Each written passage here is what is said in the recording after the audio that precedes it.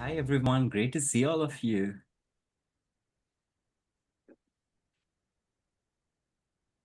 Hello, everyone. Welcome to the session. I would like to introduce your host, Fernando. Fernando is a pioneer in the field of professional coaching, psychotherapeutic, and spiritual practices. He's an integrative psychotherapist in supervision and a master certified coach designated by the International Coaching Federation.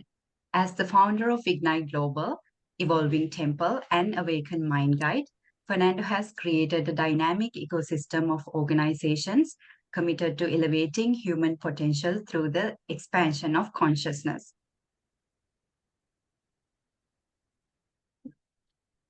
Fernando's academic background comprises an MSc in counseling psychology, further enriched by medical psychiatry coursework from Harvard University, a postgraduate certification in Ayurveda psychology, a certification in clinical regression encompassing clinical hypnotherapy, past life regression, and transpersonal therapy.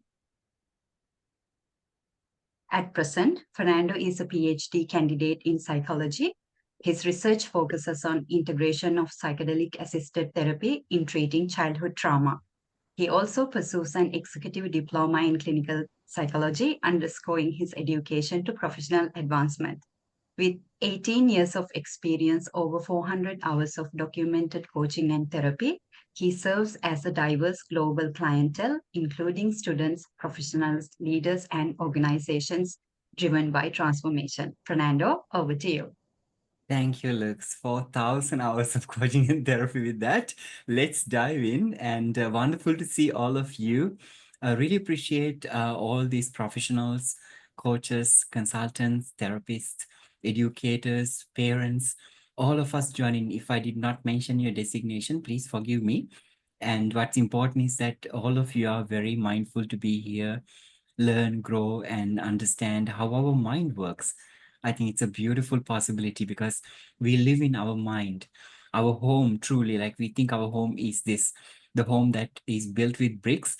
But the truth is that we live in our neurons. We live in our electrons and the neurochemical messaging that's happening in our body. So it's such a beautiful possibility. If you are curious about learning about our mind and how we work, how we operate and behave, that truly invites us to recognize that you are here intentionally, mindfully. So I really appreciate your presence, and let's dive in. Thank you, Lux, once again for the introduction. I actually have very special guests, of course, all of you, including two professional coaches, Ignite alumni, who will be helping me today to reenact what we are going to do. So as you may have read in the email, we are about to discuss about the neuroscience of trauma-informed professional coaching. Now, in order to do this, it's the best that we look at a case study, a real-world case study, and learning from it.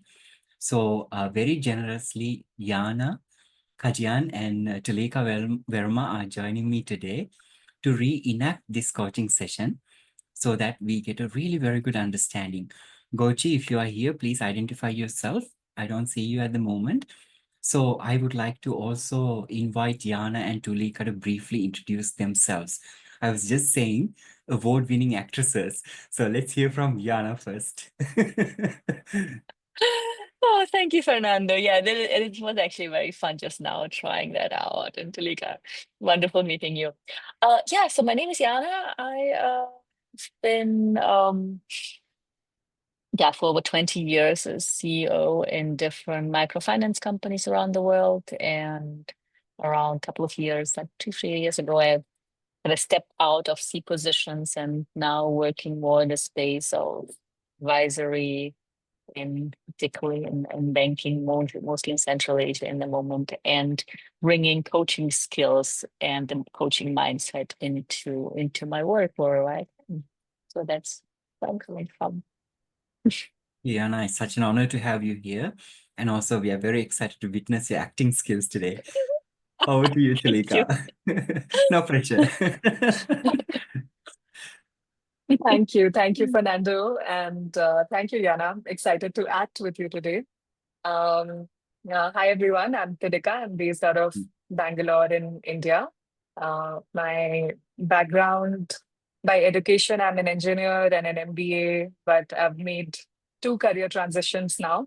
The first was to the social impact sector about now around 8 years ago when I worked as a regional executive director for a nonprofit that works in education and leadership development in the education field. And right now, I'm building an organization in the field of leadership development and also setting up a coaching practice with the help of Ignite's training and Fernando's guidance. So, yeah, really excited to be here today and to, just give voice to the amazing script that we have. Excellent, Tulika. It's such a fortunate to have you here. Thank you for joining us, and also those who are joining, all the coaches, therapists, consultants, educators, all of you, welcome once again. So let's dive in, let's get started. So today we are about to look at how does our mind work when we are in a leadership space. Like I remember when I started my coaching journey about 20 years ago, I remember asking my mentor, Benita, Benita, what's the difference between life coaching and executive coaching? And she told me, Fernando, all the coaching goes actually really down to life coaching because you're coaching someone who is live, someone's life, someone alive, right? So it's really very interesting because it is true that often we segregate different types of coaching. Of course, there are very specific, niche specific technicalities that we want to be aware. But at the same time, we cannot forget that we work with human beings at the end of the day. So when we work with human beings, their life gets involved. And when we say life, it can be their day-to-day life. And in coaching, we focus on the future.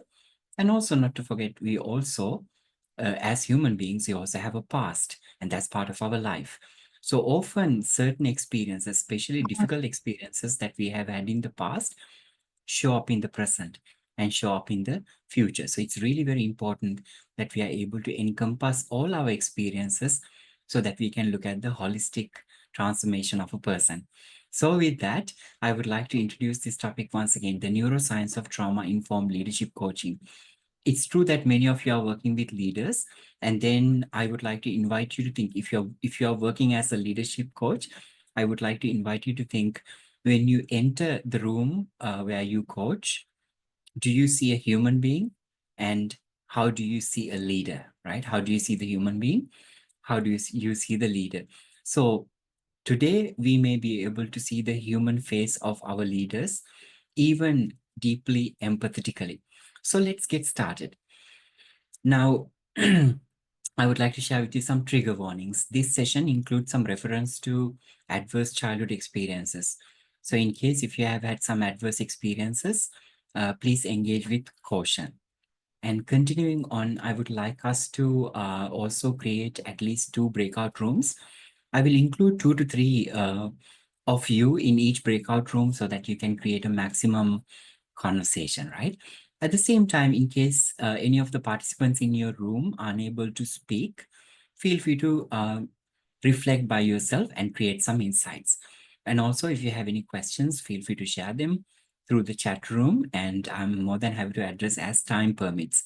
And also, I would say when you are invited to share, keep it really concise so that we can maximize this space. So today we are looking at this intriguing leadership case of Lilly. And we have Gochi, are you around? Quickly checking in. All right, so in that case, we will have Yana as Lily, the leader, and then we will have Tulika as the coach. And then I will briefly introduce to you what are some childhood adverse experiences. And then let's briefly examine the neuroscience of trauma and adverse childhood experiences. So let us dive in. Now, with as we begin, so the invitation is to Yana and Julika. So let's first focus our attention on the case study. Let's understand what's happening with Lily. Now, as we begin, I would like to give you a little bit of background to Lily and the coaching session so that you understand what this whole story is about. Now, Of course, as you would imagine, all the names that we are using here, and also some of the content is modified because we want to encompass all information into one short session so that we can finish this session in 90 minutes. At the same time, looking at Lilly, Lilly is a young, promising leader, and she has been very successful in her previous position, and she did not have anyone under her as a leader. She was part of the team. Now, recently, the organization has seen great leadership potential in Lilly. So they have promoted Lilly to a new position, to a leadership position, where she also needs to manage a few team members as well, right? And of course, as you are very well aware, organizations with a transformational mindset provide coaching to new leaders. So that's where Tulika comes in as the leader, and Yana will be Lilly, right? So I believe as the coaching session evolves, you will get to learn a lot about Lilly. So if you have any questions later, feel free to let us know. So Yana, Tulika, over to you. Hello, Lily. Great to see you after 2 weeks. Congratulations once again on your new leadership position. How are you doing? Yana, you're on mute.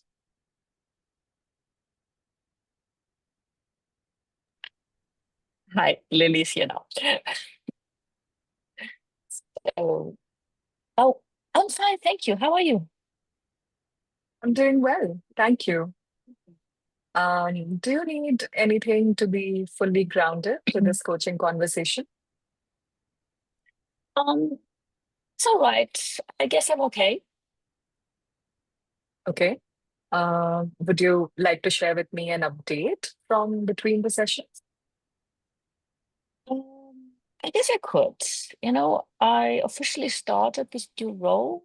I moved offices since we spoke last time, and I have a corner office with a city view. So that's a good thing.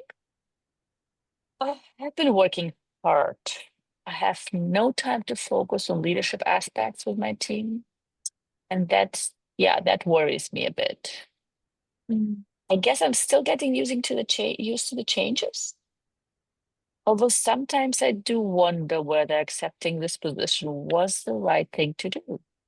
I felt exhausted for the last 2 weeks by the time I got to bed.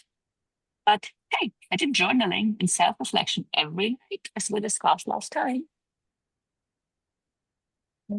It's great to hear that you did the journaling, the homework that you undertook from our last session. And I hope that it is helping, and I hope that you will continue with that as it was helpful for you earlier. And then, of course, it is understandable that you may have some getting used to in this new position. Congratulations with the corner office. That must be nice. So you mentioned that you have some time pressure to focus on leadership aspects. And also you feel tired at the end of the day. If you would like to address these, we can do that. But I would also like to remind you that according to our coaching plan, today's agenda is to focus on restructuring your new team. So what would you like to focus on? Yeah, you're right. And I need to get used to this new role. And I have felt tired from time to time in the past as well. So that's that. Then I guess we focus on the restructuring of the team. Excellent. All right. Then let's begin.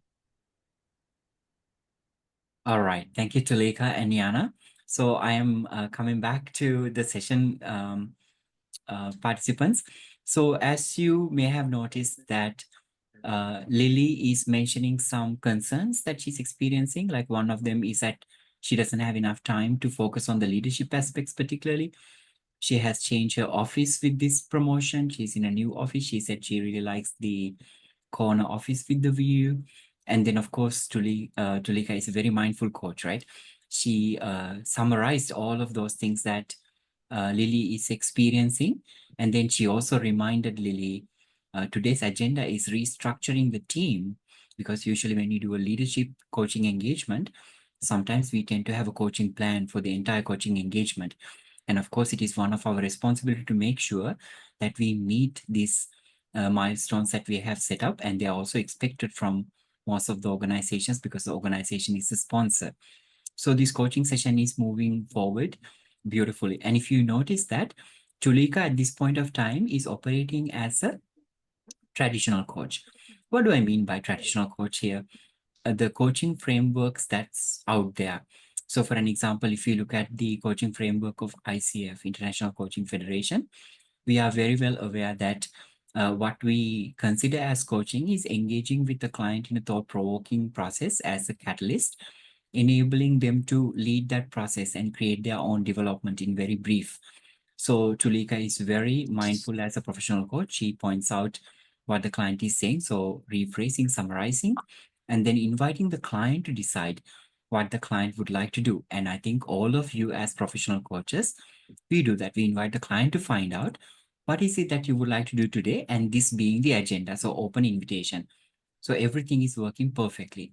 And this is what we call a traditional coaching framework, the existing current coaching frameworks that we use in coaching. All right. So with that, I think it's time for us to create a little bit of a awareness over here. Now, when we speak of the situation with Lilly, you notice, let's look at what we do in a traditional coaching framework. So if you see this line in the middle as the timeline of this person, and we meet our client at the present. All of us, many of us, if you are a professional coach, and also if you are a therapist, when you look at certain therapies like humanistic therapy or existential therapy, you notice we meet the client where they are, here and now, and then our focus is the future. We move forward with the client, and basically the client moves forward and we accompany them. This is the true essence of professional coaching through traditional coaching frameworks. And also, if you also consider humanistic and existential therapy. So we encompass what is happening with the client right now into the process, and the client continues forward movement. So that you notice that we focus the specific aspect of the client. And in most traditional coaching methods, we are not looking at the client's past. The reason being, if you look at, for an example, ICF core competency framework, ICF is explicit about not focusing on clients' past, especially clients' emotional past. The professional coach is able to explore some elements of the past. It is not necessarily forbidden. The client can mention, coach could ask a question or two, but we are not focusing on the client's past. This is a very basic principle when we approach any traditional coaching framework. So let's keep this in mind. And so far, what we saw Tulika did was that, right? She did not address specifically the emotional context of client, what is happening at the moment, by as a decision from her side. The reason being, the client is choosing what needs to happen. So let's go into a bit of a group reflection. In this group reflection, I would like to invite you to think about, based on your coaching experience. So this is mostly for professional coaches. And in case if you are with some of your colleagues in the breakout room, those who don't have a coaching background, co-create a conversation and share your uh, expertise as a professional coach. So based on your coaching experiences, what are some potential awareness and possibilities Lilly may uncover during the further coaching process? Of course, by looking at just the beginning of a coaching session, we are unable to really know what awareness and possibilities that would be created. But I believe some of you are experienced coaches. So we see some similarities in our clients. So this is the invitation. What are some potential possibilities, right? So let me create a breakout room. If you have any questions about the, if I'm unclear about the instructions, please do let me know. Many of you mentioned that you may not be able to participate, which is all right. Just to be able to easily create the breakout rooms, I'll add all of you to the breakout room. If you're unable to participate, it's all right. All right, so let's get started. Let's spend about, since the groups are really very small, let's spend 5 minutes discussing what are some of the possibilities in terms of how this coaching session would evolve, outcomes, possibilities.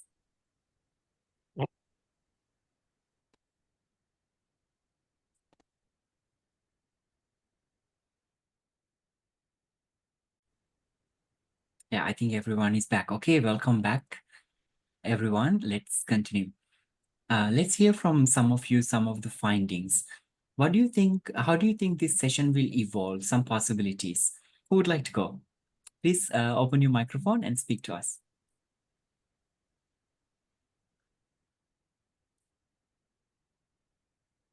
Well, I was in a team. Sorry, I'm sorry.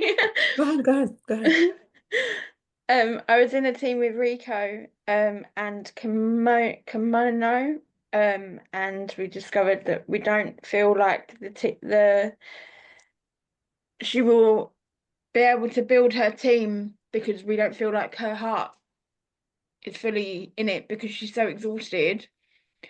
She's not going to be able to focus on her team. So we feel like we need her to address why she's so exhausted. Very important point, right? So wonderful insight right there, team. Thank you. Mariam, would you like to go next? Yeah, so we were thinking she might have imposter syndrome. She might have, I forgot what some other people said. Yeah, that basically we were wondering how her, she has an office space and everything, but she feels overwhelmed.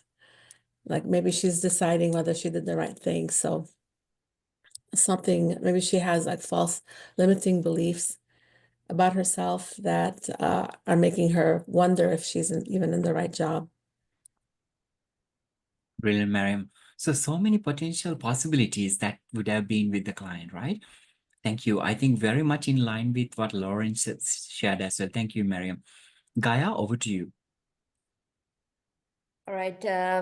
In the breakout room, we were just having a discussion. So basically, from the observation, I feel that the coach is focused on the goals that has been defined earlier, but she's not actually identifying the body language because maybe the words actually doesn't say like everything that the client wants to say basically. So this part is not 100% identified. That's the observation.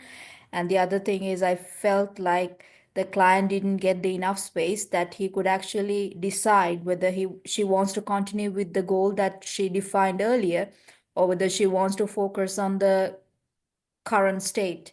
So and it clearly kind of gives some signs that this new change is making her uncomfortable. So there's no specification or like questions related to like why or acknowledgement related to like whatever the things that has been expressed by the client. So this is the observation. Brilliant. Thank you, Gaia. Thank you, teams. I think you are spot on right there. So we are faced with a dilemma to begin with. As a professional coach, when you look at the traditional coaching frameworks, we've been told explicitly follow the client, which is very important. We understand that. At the same time, however, the client might not have the right self-awareness or understanding of their situation to begin with. So that as a professional coach, if you are using a traditional coaching framework, now we are stuck there already to begin with. So we will have to find a way to deepen client awareness and hope if we follow the client that there may be some resolution to some of those deeper issues that all of you pointed out would be resolved, right? It may be resolved, it may not be resolved. So at the same time, there's also kind of a professional dilemma, ethical dilemma, in terms of practicality, technical dilemma, because we wouldn't know now what do we do. Client seems to be in a complex world, which our leaders often are in. But since we have a very specific framework, we need to follow that, which makes things complicated.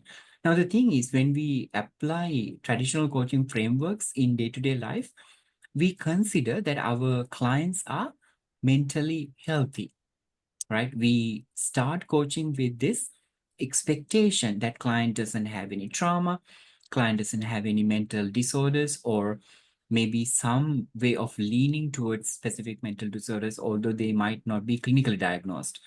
So it makes things complicated. And also, as a professional coach, we are unable to really fully know how healthy, mentally healthy the client is. So I believe if you are a leadership coach and if you are working in emotional context with specific clients, you may have come across situations like that. Now, that's where the trauma-informed coaching work can be valuable because it encompasses not just only the present, in other words, here and now to the future, but it also provides you the possibility of encompassing clients' past.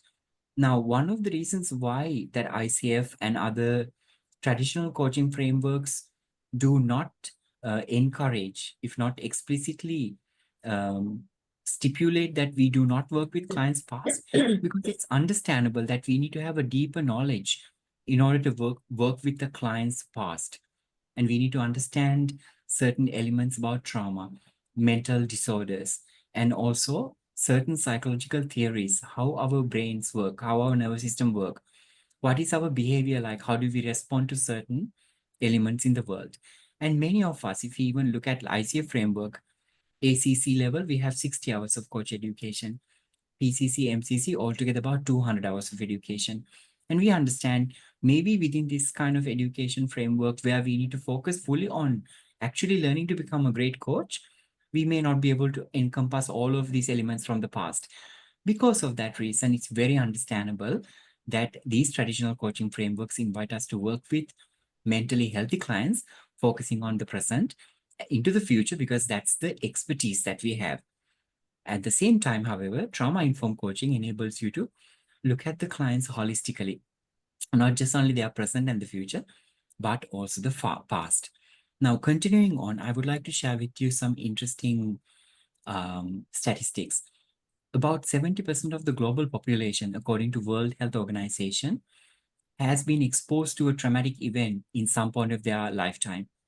And about 78% of the people are experiencing PTSD, post-traumatic stress disorder symptoms within their lifetime. Now, you might be a little bit, this information may be a little bit confusing, right? About 70% of the global population is exposed to trauma, but the PTSD rate, right? The individuals who are having after effects of trauma are more than what is found to be the number of the percentage of people who are having who have experienced traumatic event. Now, if any of you are wondering, I would like to clarify that one of the reasons is because when we go through a traumatic experience, sometimes as a coping mechanism, we forget the traumatic experience, and sometimes we hear it as amnesia. And if you look at it from a trauma perspective, we call it disassociation. So although we say that there's a 70% of the global population have experienced a traumatic event, it doesn't necessarily mean that it's limited to a 70. It is evident with the number 78 who experience post-traumatic stress disorder. So now continuing on, let's gain a basic understanding of trauma to begin with. Now, I have been doing many sessions on trauma, and I think they are available through the YouTube. So because of that reason, instead of addressing trauma, I would like to address today ACEs, adverse childhood experiences. So what are some of the adverse childhood experiences? These are just 10 of them that's Center for Disease Control and Prevention used in some of their studies. At the same time, actually, there is no limitation or end to the list of adversities one could experience. They come in all shapes, variations, sizes, and so on. So neglect is one of them.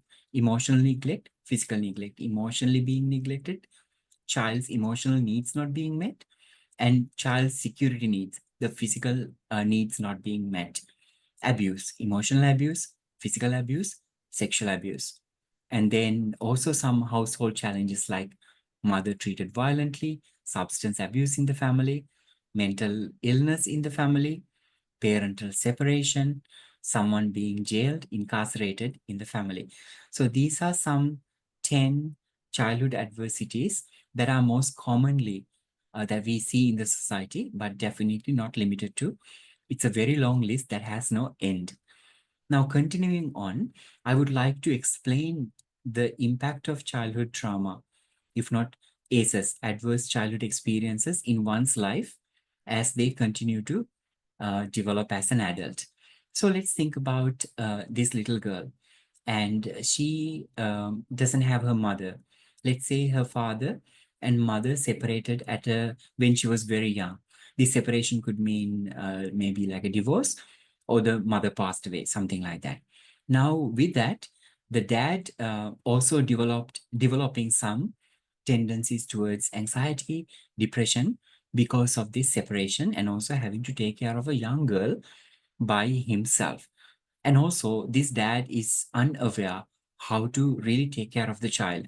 If you look at our education system, most education systems, we have very little knowledge in taking care of children. Although many of us aspire to have children when we grow up and become adults, we don't receive real education on child care, child education, child development.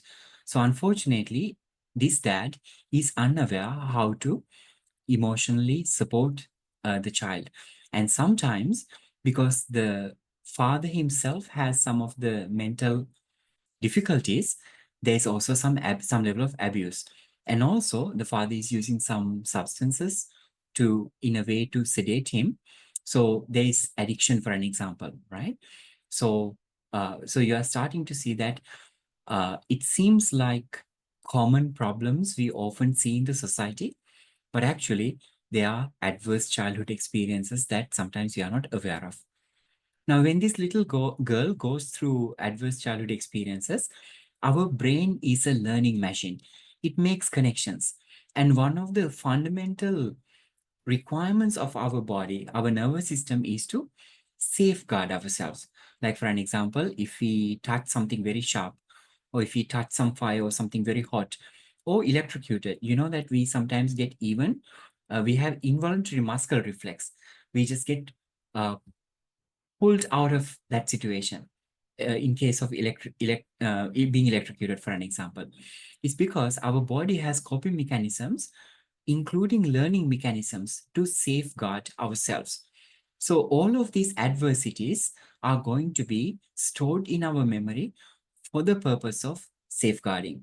So when we experience something difficult, traumatic, challenging, our body, our brain, our nervous system remembers them, stores them. In fact, they are not only just stored in our brain, they are stored in our nervous system, and they are even stored in our muscles, they are stored in our vessels, they are stored in our fascia, and everywhere in our body, we store these experiences because our body needs mechanisms to safeguard us.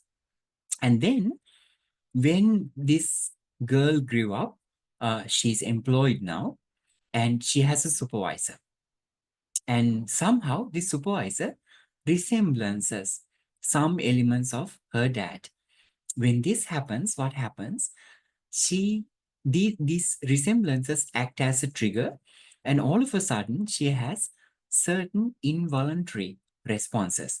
Like, let's say, when she was neglected, she felt very sad and she was isolating herself and she kept to herself. She didn't want to socialize. She didn't feel joy. Now, when this girl has grown up to be an adult in the professional environment, when she has this parental figure, the supervisor or authoritative figure, all of a sudden, there's an unconscious response, once again, isolating herself, feeling deep sadness, unexpected reactions that she did not anticipate because she thought she grew up to become a functional adult. This is the impact of trauma. In other words, when uh, our body, brain, nervous system stored information, when there's a trigger present, this unconscious information comes out and try to safeguard us and put it into a specific state. So this is how adverse childhood experiences can impact someone. Now, I just mentioned the trauma responses. I mentioned this to the triggers, there are specific responses. Now, there are many different types of responses. Now, there are key classic 4 trauma responses: fight, flight, freeze, and fawn. I'm pretty sure you have heard about this. So fight can come across as anger, irritability, frustration, disappointment. Flight can be anxiety, fear, panic, overworrying, freeze, immobilization, disassociation. Earlier we talked about disassociation. 30% of the population doesn't seem to have any traumatic experiences, but we don't know how many of them actually have disassociated from these memories. And then lastly, we also have phone response, people-pleasing behavior, not being able to be assertive. So these are some classic responses, and I invite you to remember them because they are going to be used in the case study. So once again, let's go back to Lilly and our coach. Now, this moment, Tulika is going to take the role of the trauma-informed coach. We are going to repeat the entire coaching session from the very beginning. So Lilly will start the coaching conversation now with a trauma-informed coach. Earlier, you saw how limited we are when we operate within traditional coaching frameworks. And now let's see how our trauma-informed coach will approach Lilly. Over to you, Yana and Tulika. Hello, Lily. Great to see you after 2 weeks. Congratulations once again with your new leadership position. How are you doing? I'm fine, thank you. How are you? I'm doing well. Thank you. Do you need anything to be fully grounded to this conversation? It's all right. I guess I'm okay. Okay. Would you like to share an update then, between the sessions? I guess I could.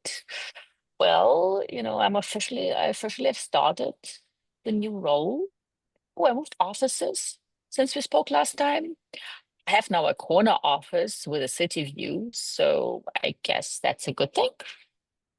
Oh yeah, I have been working hard. I had no time to focus on leadership aspects with my team, and that does worry me quite a bit. Well, I guess I'm still getting used to the changes, although sometimes I do wonder whether accepting this position was the right thing to do. I felt exhausted for the last 2 weeks, each time by the time I got to bed. But hey, I did journaling and self-reflection every night, as we discussed last time. Mm. Thank you for the update. According to our coaching plan, today's agenda is to focus on restructuring your new team. But before we address that, there are a few things that stood out to me based on what you shared. Um, Firstly, I saw this worry that you're talking about. There's a worry of not being able to execute leadership aspects because it appears that you're busy. Um, s- Secondly, you mentioned that sometimes you wonder whether accepting this position was the right thing to do.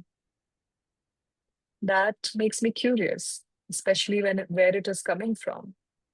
And also, you said that you feel tired at the end of the day, which means after your journaling activity.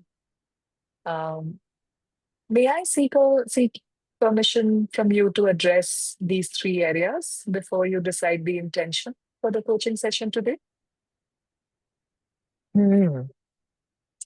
Well, maybe it's just that I need to get used to this new role. And I have felt tired from time to time in the past as well. Well, yeah, I guess it's fine. I'm fine with addressing these 3 things. Mm, thank you. So now that becomes 4 areas for us to discuss, right? As you also mentioned that you feel tired from time to time. Um, so one of the reasons why I thought of inviting you to explore this is because you mentioned whether you did the right thing by accepting the new position. Can you tell me a bit more about what is going on with all these feelings, these thoughts, and the physical tiredness? Hmm. Well, I think the main thing there is that since the promotion, I can't focus. Like I'm like I'm always a little bit nervous. I think I was all right for the first week after accepting the position. But I have felt really nervous and distracted since last Monday. Okay.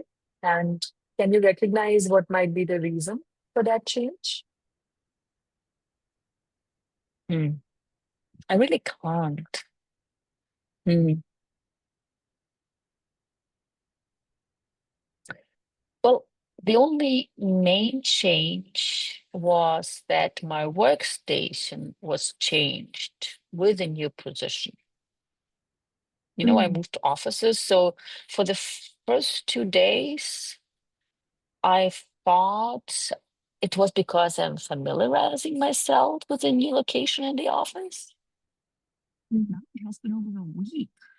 And, the feeling is only getting worse. Tell me more about this new location. Well, I'm not sure if this is really important, but as I said, I have a corner office now, right? And which I really love. And right opposite facing me, it's my supervisor. So it's easy for me to liaise with him often and just to go over to talk to him. And can you tell me a bit more about how you feel about all of this? Frankly, I just feel tired and I guess just busy.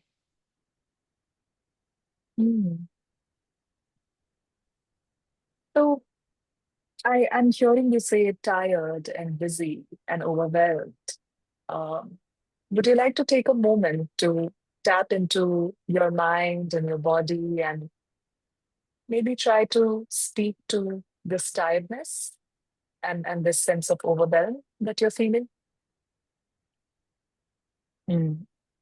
Yeah, okay, let me try. Well, it's more like when I think about this new leadership position, I feel some kind of an overwhelm. Well, I was uplifted this morning and I was looking forward to this sessions. But as we dive in, I am feeling the same tiredness. I don't know. I think it is more like most of the time, I feel guilty and I feel I'm just not good enough for this leadership role.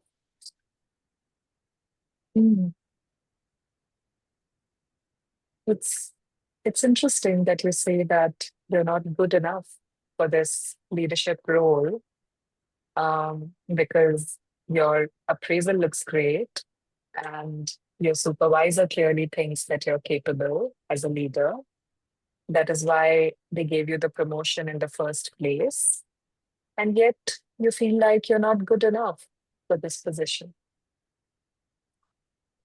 Yeah, that is so true. But this is also what I just don't understand.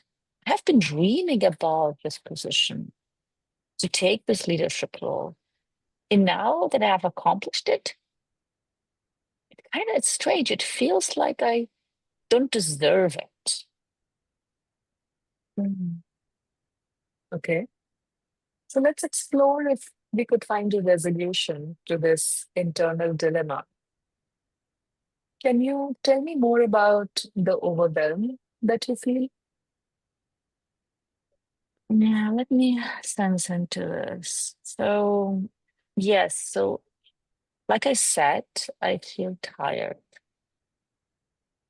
overwhelmed, and maybe even, there's some kind of sadness. Even right now as we speak. Thank you. And do you notice this sense of overwhelm and sadness in other situations? Well, yeah. Well, as like I said, some nights within the last week I felt exhausted. Except that I took one day off on Thursday to attend a friend's wedding. And that night I came home late, fell asleep immediately. And honestly, I guess that was the only night I slept well during this whole past week. Okay. Did you do your journaling on Thursday night? No, no, sorry, I was not able to. I didn't feel like it as I arrived late home. Yeah, I'm sorry about that. No, you don't have to be sorry at all. Um, the reason I'm asking this is that I may be starting to see a pattern here. The days that you journal and during this coaching session, you feel tired and you feel this kind of sadness and overwhelm that you're talking about. Um, what do you think of this observation? Hmm, interesting. I I didn't really think about it like that, but when you say it like that, yeah, it makes sense. Hmm. So, could it be that when you deeply think about yourself, like journaling or coaching, you seem to feel overwhelmed and you experience the sadness that you're talking about? How often do you reflect about yourself? Well, yeah, actually, yeah, very often. And now I notice I have this kind of fatigue every time I do that. Yeah. For example, when I drive home, I think a lot about my life, especially with this new position. And often I'm actually usually tired by the time I get home. Mm.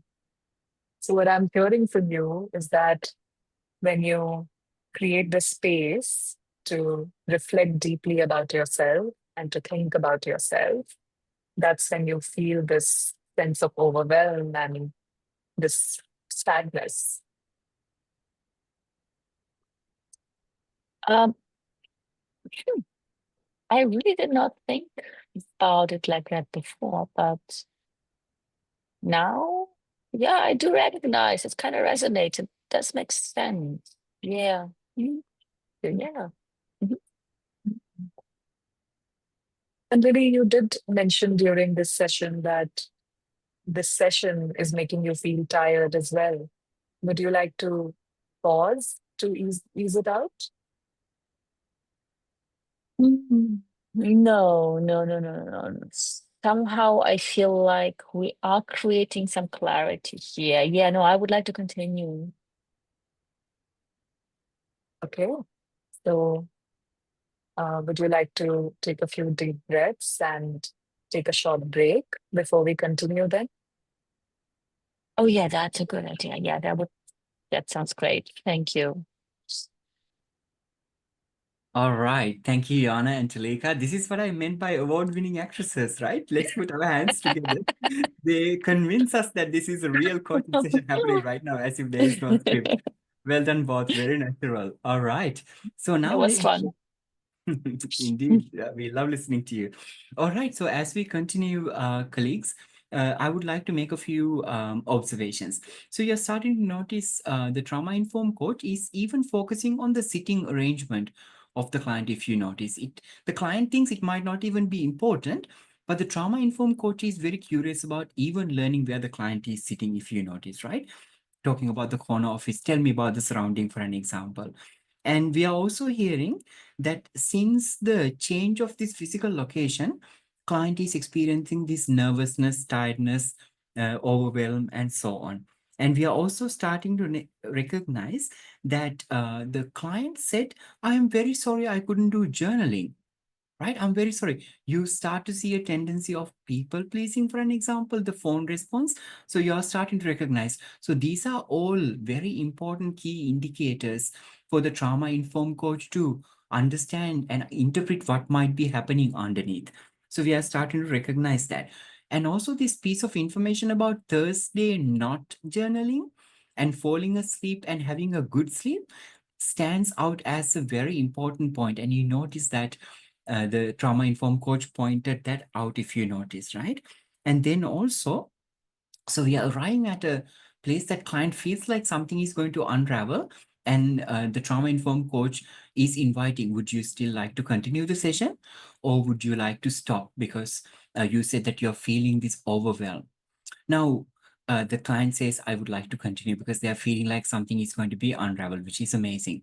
Now, if you notice, coaches, some of these things we might not necessarily recognize or pay attention to as a traditional coach, because we are not necessarily trained to look at really subtle nuances of what our client is trying to tell us. And then also, very interestingly, when the client is in the coaching session, when the client is driving home and reflecting, and also when they do journaling at home, at the end of it, they feel tired. Now, as professional coaches, especially as traditional professional coaches, we do not see any danger in someone reflecting. Rather, as professional coaches, we know our practice is reflection. We love reflection, and we love to invite our clients to reflect with us as well. So what we believe is the more reflection is better. So that's why this kind of activity is self-reflection, journaling, processing, thinking, all of this is seen as really valuable aspects of coaching. In fact, they are really valuable aspects if we use them with the right clients. So now let's have a look and try to look at things from the neuroscience perspective, right? That's what we are here for. But of course, for that, we need to understand this a little bit in depth. So let's just do that. So as you can see, so we have the tip of the iceberg, and then there's a lot of things that are hidden underneath. So what is client telling us? Exhausted and sadness after journaling, after reflection, after self-referential thinking. So you are aware we have a default mode network. Some parts of our brain come together to create the sense of self. So it's a neurological component. We have several areas in our brain which comprise of default mode network. And default mode network enable us to do self-referential thinking, to think about ourselves, understand who we are, and process information about ourselves. Now, this is what we put on a pedestal when we coach. We love reflection, as I mentioned. Let's go a step deeper and see what really might be happening in this case. Now, interestingly, however, we are starting to recognize that there is an excessive self-rumination that client is engaging in during coaching, excessively ruminating, and then also journaling, excessive rumination. So this seems to be the root cause. Now, if you look at it from the neuroscience perspective, actually what is happening here is a heightened activity in the prefrontal cortex and amygdala. So I'm only putting just a few pieces of our neurology into this just to keep it simple. Now, when we look at prefrontal cortex, this is our executive function, making decisions. Sometimes we are lost between emotion and the logic. So that's when our ACC, anterior cingulate cortex, come in between, which is part of our prefrontal cortex and enable us to make that decision. And amygdala, you all know, is our fear center in the brain, which is very important for our survival, which manages fight and flight response. When there's a threat, we need to assess this threat and decide whether we should fight it or fight the threat, or we should go away from the specific threat so that we can get ourselves to safety. This is the primary function of amygdala. So when someone has been exposed to childhood adversities, or let's say trauma, especially in a prolonged period of time, our amygdala is become hyperactive, which means that our amygdala needs to keep processing all the time whether we are in danger, whether we should fight or flight. So when you consider a child's brain is not yet developed fully, and their amygdala is hyperactivated. What is hyperactivity of amygdala? That it is working a lot? Yes, it is working a lot. Now, if it is working a lot, if our amygdala is working a lot, it requires oxygen, it requires glucose. There's also many neurochemical and electronal activities in amygdala. So in order to fuel this activity that is happening all the time, because we feel unsafe in our environment, like that girl we looked at in the previous example, because her father is not providing her the right care, she feels afraid. She feels afraid of the father himself. So the amygdala activity is high. When all the blood bringing glucose, oxygen into the amygdala, what happens to the other part of our brain? For an example, prefrontal cortex, which enables us to make decisions. And then if you look at another part of our brain, let's say hippocampus, which is responsible for forming memories, storing memories, learning, ability to recall things. So these components of our brain, the other components of our brain, are neglected. Why? I told you earlier that survival is one of the key purposes of a person. Like we are always striving to survive. So the survival is prioritized in comparison to decision making or remembering things, emotional regulation, for an example, forming right emotions. So we start to understand in this case, when someone has hyperactive amygdala and maybe underdeveloped hippocampus and weaker prefrontal cortex, excessive self-rumination might push them in stressor-related disorders. So they might feel depression, they might experience anxiety, for an example, because adversities, trauma lead to stressor-related disorders, depression, anxiety, PTSD, CPTSD, and so on. So then we start to understand that although we consider as professional coaches, rumination, reflection is a good thing, we are starting to understand reflection is not a good thing for everyone. It can rather do harm than actually help the person. Now, when we do this, well, of course, this coaching session is not going to really expose you to what would happen next because this is a limited session. But in this case, we are able to create the awareness in the client that there are unconscious rumination loop. So why does Lily feel tired when she journal and when she is in a coaching session? Because her self-referential thinking is on an automatic loop that she cannot control, which is leading her towards depression, anxiety, and PTSD, which are strong trauma, which have some implications of strong trauma responses. So then we are starting to recognize that for individuals or leaders like Lily, self-referential thinking would need to be controlled. In other words, unnecessary inner reflection is not good. We may have to deviate the attention to other things. Like Thursday, when she went to the wedding, she came home, she was distracted. She was not doing self-rumination, right? She was not doing excessive rumination, so she was able to fall asleep. Now, because the coach listened so carefully and the coach is aware of trauma responses and understanding how our brain itself, the neuroscience is contributing to who we are, the coach was able to, the trauma-informed coach was able to recognize and build this awareness. So there you are. Just one small component of our brain, a function of our brain, helping us understand what is best for us. In this case, even coaching is questionable, right? We need to question, is really coaching the best way to approach Lily's situation, for an example? All right, so we are back to our case study. So over to you, Tulika and Yana.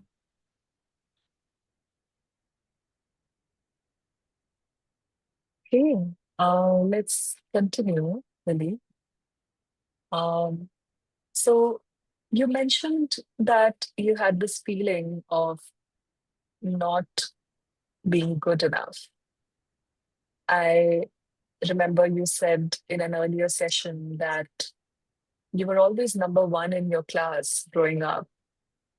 Do you recall as a child feeling accomplished, or do you recall feeling this sense of being good enough? Hmm. Well, yeah, I don't think so. What I remember as a little girl, yeah, I was always afraid my dad would get angry. I had to prove myself. Always, I had to prove myself, So, yeah, I never really felt good enough. Hmm. Mhm. Mm. And now you're an adult, and the feeling of not being good enough is showing up again. And you mentioned that you were worried as a child that your dad would get angry. Um, I might be terribly wrong here, and so please forgive me if I'm crossing a boundary. But do you think any influence from your dad relating to the current feeling of being not good enough is showing up? Mm, no, that's all right. That's all right. No, not really. My dad passed away a few years ago, so no. Mm. I'm sorry about your loss. In that case, is there anyone else in your life at the moment who appears to have similar qualities or similar energy as your dad? Mm. Oh, it's funny that you asked. My supervisor, he does remind me of my dad sometimes. Mhm. I see. So your supervisor reminds you of your dad. And with your permission, can I ask you, in which way does he remind you of your dad? Well, I told you I felt like I was never good enough. My dad never appreciated me. I was sad and also mostly tired. And I feel like my supervisor, I don't really know. I feel afraid that I would let him down.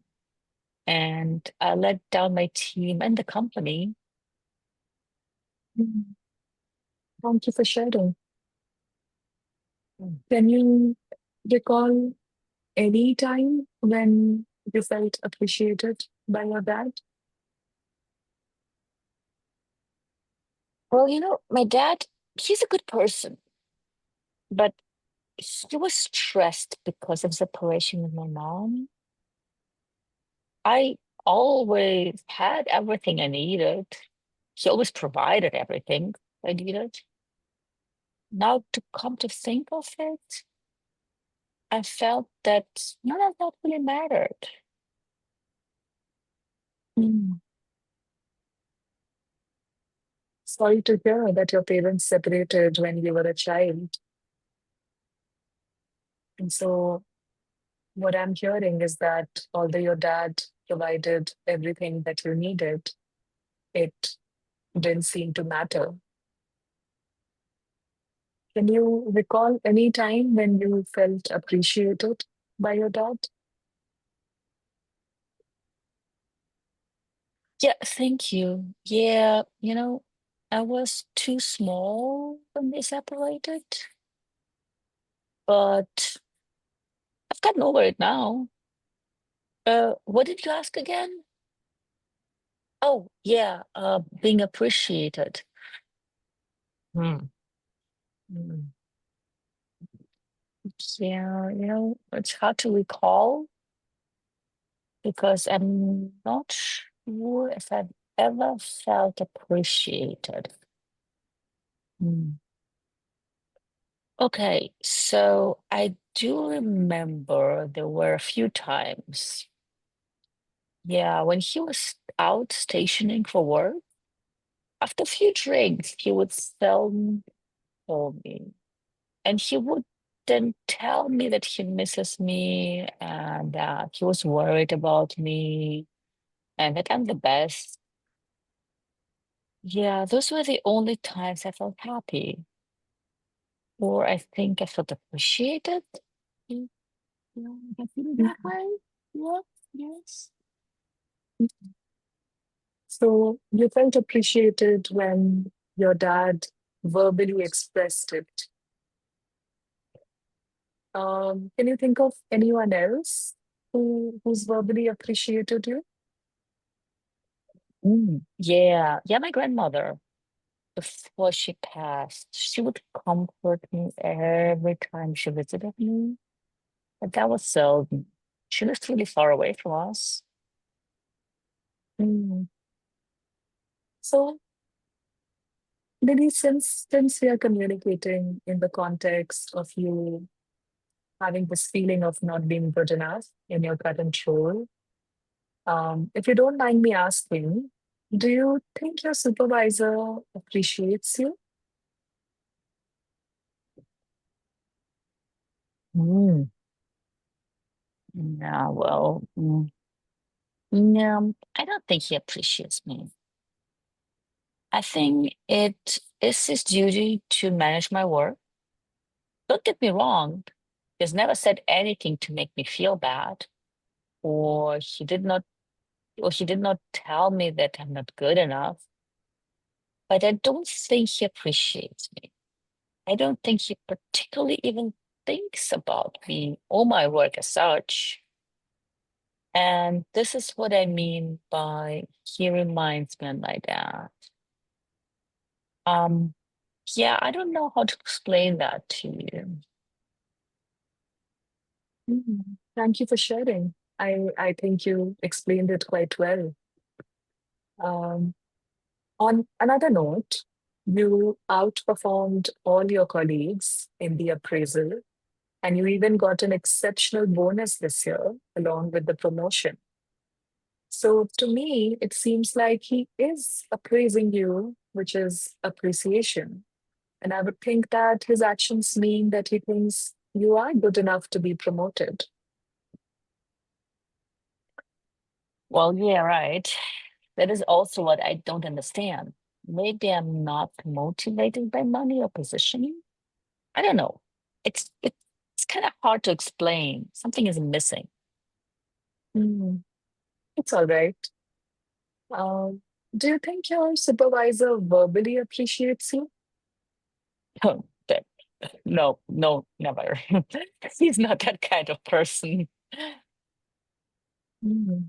What do you mean by that kind of person? Well, like my dad, maybe not the verbal kind of person. Mm, all right. So I understand that now. Um, and also let's park it aside for now. All right. Once again, Talika and Yana, thank you very much for narrating this very beautifully and with emotions. All right, so I would like to analyze this situation a little bit and then look at how we can understand neuroscience from a neuroscience perspective. So if you notice on a few things, we are starting to see that the deeper the trauma-informed coach goes back in time. Now, this is something we are unable to do as traditional coaches using traditional frameworks. We are unable to operate in clients' emotional past.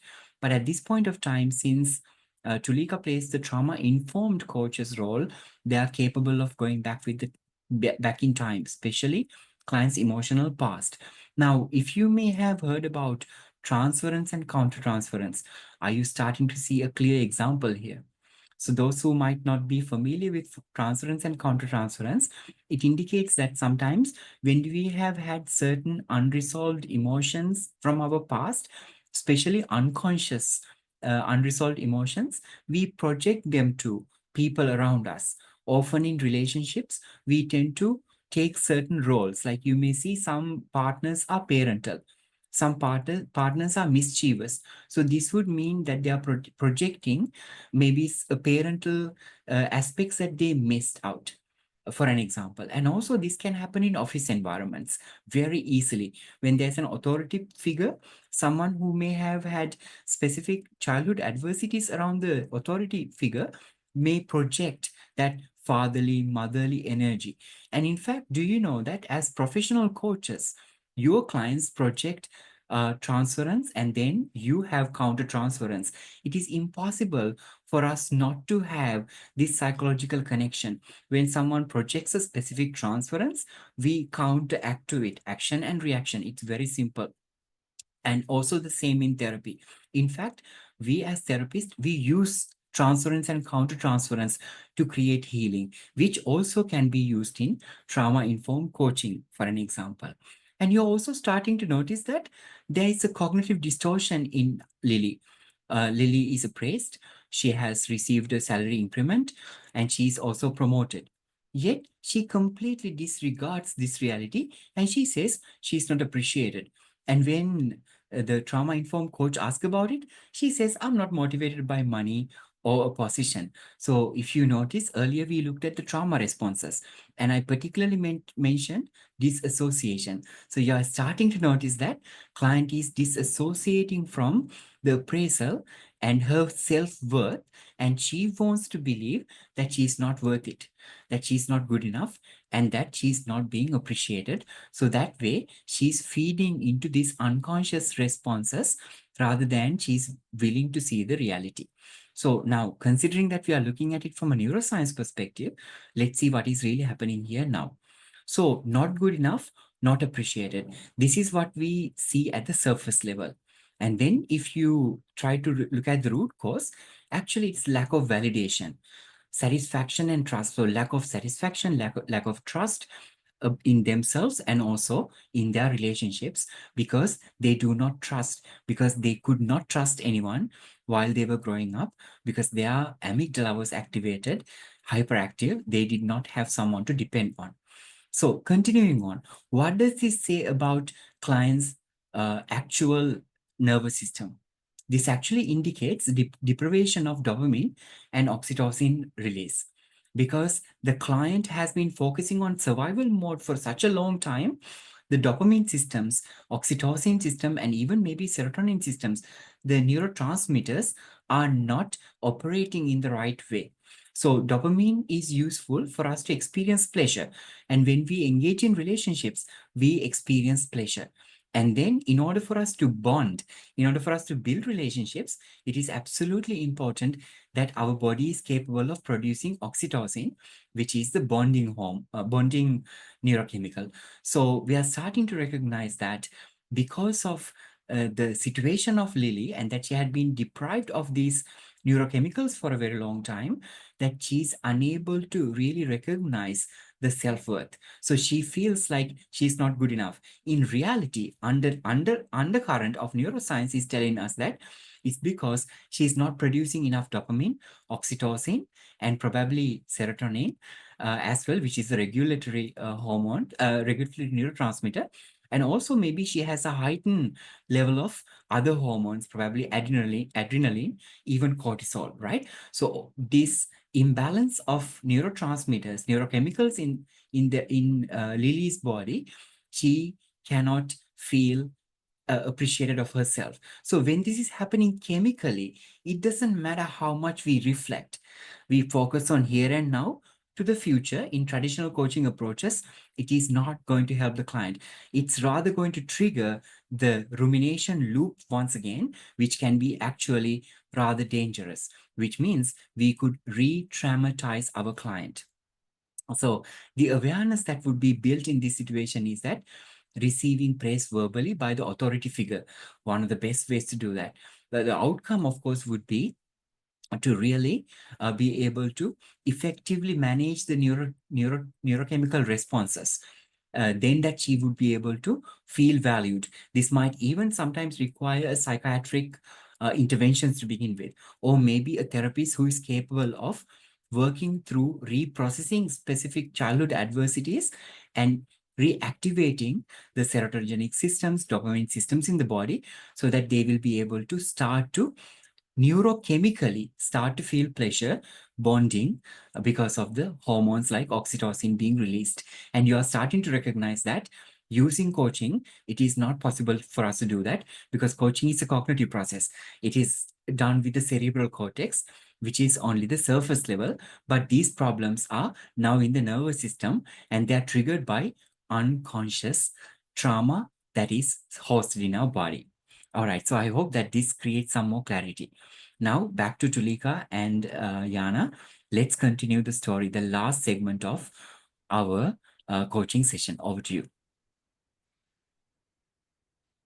So, Lily, you mentioned last week that you changed your office and now your supervisor is seated in front of you. Uh, could you tell me how you feel about that? Well, not right in front of me.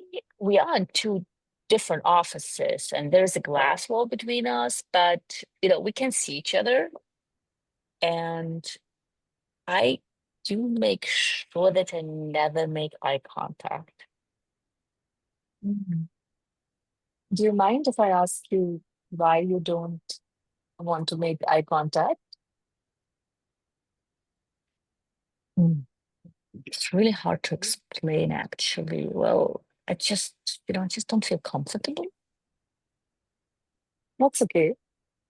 Um, Based on what you've shared, the only change you could think of in relation to um, this sense of overwhelm is moving to this new office. As I share this with you, how do you resonate with it? Well, until our session today, I did not see a connection because I was so busy, so preoccupied. But like earlier in the conversation, I realized that the uneasiness became even more intense after I shifted offices. And I'm fanatically actually kind of avoiding my supervisor. And I feel a bit at ease when he's not in his office. So I'm starting to see a connection.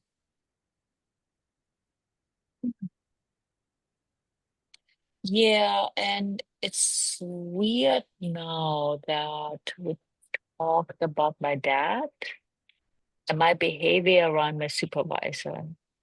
Yeah, strangely, I do feel, for sure, there is some kind of connection. Now, that is an interesting observation.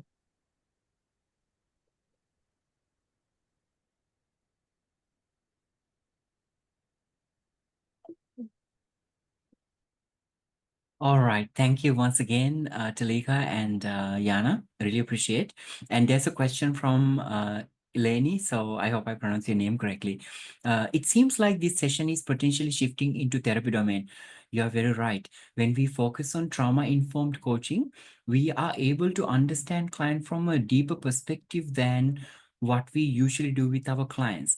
However, if you notice, when we say trauma-informed, we do not execute therapy with our clients. What you are noticing here is that Tulika, in this case, the trauma-informed coach, has a deeper knowledge and she knows to ask the right questions. She's capable of recognizing unconscious elements, how they are playing a role in her physiology, in case neurologically, which is neuroscience perspective. She understands psychological theories and she understands the bigger picture. She also has some knowledge about certain mental disorders. So she's capable of working with the client, understanding these deeper elements, but doesn't mean that she will be applying therapy. Because in order for us to do that, we need to be a psychotherapist. We need to be either a registered or licensed psychotherapist or a clinical psychologist. So we are not expecting the trauma-informed coach to be delivering therapy, applying therapy with the client, but the trauma-informed coach, because of the informed component, this trauma-informed component, the trauma-informed coach is capable of understanding underlying currents that we may miss out as traditional coaches, both because we don't operate in the past of the client, especially emotional past. Also, most of us may not have a deeper understanding of trauma and other psychological, neurological elements that are directly connected to trauma. So now continuing on. So please do not misunderstand. A trauma-informed coach will not deliver therapy, but the trauma-informed coach will be able to understand at a deeper level what is happening in the client, how the trauma is impacting especially from a mental health perspective, and then do the refer the client.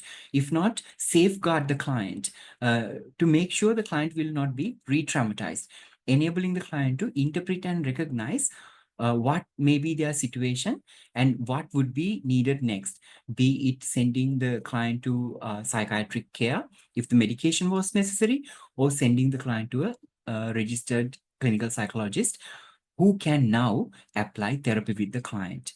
All right. So with that, let's continue and try to debrief this last part. I think I'm going to be over a few minutes. If you have to leave, I totally understand. And if you would like to receive the CCE certification, I'm going to share with you in the chat room the link. And we would love to hear some of your insights before you leave, colleagues. So we also know how to cater, because as you have noticed, I'm doing a free monthly webinar every month. So if you tell us how we are creating value, we'll be able to come up with some great ideas, I believe. All right, so continuing on, let's look at what is happening here in this situation. So did you notice that as we are continuing on, we are starting to recognize that when the seating arrangement became right in front of the supervisor, uh, Lily feels some kind of anxiousness. Now, when we do a coaching session, maybe sitting arrangement is the last thing that we really think about. But in this context, the proximity to danger is absolutely important, right? So what happens is the changes related to promotion, actual, like the surface level seems like there were some changes that happened because of the promotion, but we are not sure what is this really from a neuroscience perspective. So when we look at the root cause, we are starting to recognize the client, Lily, is very closer to the supervisor. In other words, the trigger, because we now know that there is transference and counter-transference between Lily and the supervisor. So in other words, Lily is projecting her dad's energy towards the supervisor, although supervisor might not even have any idea about what's happening. In fact, in this situation, this real coaching session that I conducted, I found out that I later also consulted with the supervisor as well, and with permission, with the right way of doing that. Now, when I did that, supervisor was devastated. Supervisor had no idea that this was happening. All right. So because of the proximity to the authority figure, she was getting triggered. So the trauma responses like depression, sadness, everything that she experienced as a child is surfacing now. And what's the neuroscience part of this? If you are to look at it from that perspective, again, you're starting to recognize this is again amygdala activation, because she feels like she's in danger, because she didn't feel safe. She might not have been physically abused or sexually abused as a child, but that's not the point. It's about not feeling safe. It's not about the abuse that was implied on, it's about actually how the child felt. So now, since this fatherly figure, the authoritative figure, which is the figure that triggers her unconscious trauma responses, all of a sudden the fight and flight response is now activated, because that's what Lily has gotten used to growing up as a child. So now she's afraid of being in this environment, although she doesn't understand this consciously. She has a specific emotional response. She's experiencing these complications and challenges, but she's unaware what is really happening in her brain, quite literally, is that her amygdala is hyperactive. So with this, we are able to help the client to build the awareness for the need for regulation of amygdala. Now, this is what I meant by, if it is a severe or manic case, we might have to send Lily to a psychiatrist. And can trauma-informed coach take the role of a psychiatrist or a psychologist? Absolutely not. So when they are referred to, when they go to the psychologist or to a psychiatrist, they will do the proper care. If it is a psychiatrist, it would be symptom management with medicine.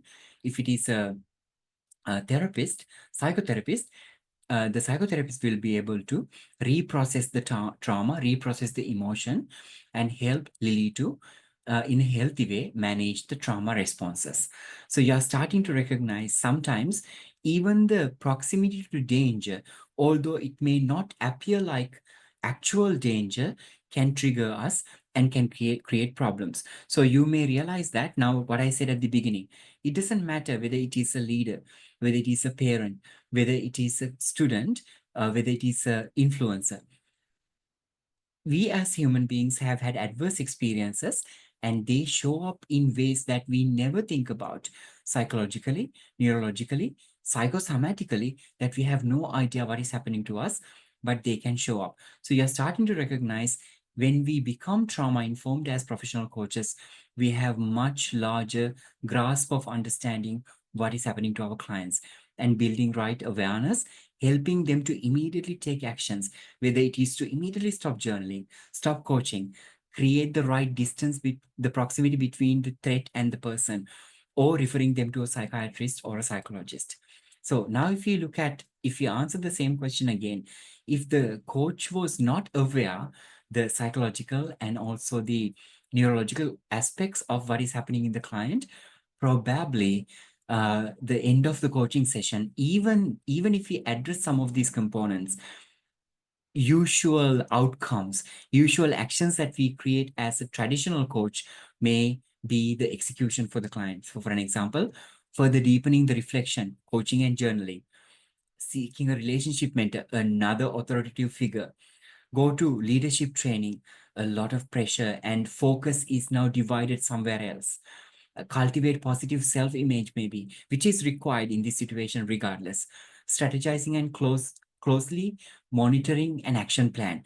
And that might be even more difficult for the client because the client is disassociating and client doesn't feel any reward mechanisms in the body. So no matter how hard they will work, they will go down the spiral and feel more sad and probably become more depressed and anxious rather than actually reactivating their dopamine systems, serotoninergic systems, for an example. And also sometimes we may try to create more accountability, which will again come across as a authoritative figure, which could become problematic. So when this happens, when we go in a direction actually is not really serving the client or serving the client situation, this itself, the coach themselves or the supervisor could trigger the past traumatic experiences, actually causing them to relive or re-experience that emotional, psychological impact of their original trauma. And that is exactly what we are seeing in Lilly at the moment because of the journaling component, the coaching component, and this authoritative fatherly-like figure in office is making her re-traumatized. So you're starting to recognize how important it is for us as professional coaches to be very aware of how we work with our clients, especially clients who are experiencing emotional difficulties. And with that, I would love to invite you to share some of your insights in the chat room. And I would like to share just two more slides at the end of this session today. The first thing is that the global effects of trauma. Do you know individuals who have been exposed to ACEs, adverse childhood experiences like Lily, if they have exposed to more than 4 ACEs, there's a good chance of an increased prevalence for depressive disorders, high rates of substance abuse, obesity, diabetes, and heart disease. And even more concerning, do you know that people who have been exposed to more than 6 ACEs potentially may die 19 years earlier than actual longevity? So imagine how childhood experiences can have adverse impact at a later stage. And if we didn't understand what our client is going through and help them to seek the right assistance in time, it can become even more problematic. So the trauma-informed coach is equipped with deeper understanding of how the past impact of the present and future. We noticed Tulika as a trauma-informed coach operated in this space profoundly. And the trauma-informed coach is able to identify trauma responses and the impact of trauma because they have a deeper awareness of listening to those specific trauma, responses, as well as recognizing them, even when it is subtle in our body and our communication and interactions. Also, a deep awareness of mental conditions and disorders, although we don't treat them. Awareness of psychological theories, for an example, transference, countertransference in this case. Understanding of neuroscience, trauma, and re-traumatization at a deeper level. And also knowledge and skills to interpret trauma with a humanistic approach, in a client-led approach. If you notice, Tulika did not interpret any of the trauma directly to Lilly. For an example, if Lilly went to a therapist who may be using a psychodynamic approach, the therapist will interpret the trauma for Lilly. But you notice, in trauma-informed coaching, we do not interpret. We use a client-directed process to help them to understand what is happening within themselves. And also, you know that in individual coaching, core competency focused coaching, we do not use a directive approach. Client is always leading the process. However, if you look at team coaching competency, there's a clear indication of using a directive approach in certain situations. So just like that, in trauma-informed coaching, you also take a directive approach with the client. So if you notice at the beginning of the coaching session, Tulika did not necessarily give her that direct invitation for the client to choose. Tulika said, I'm noticing some interesting patterns.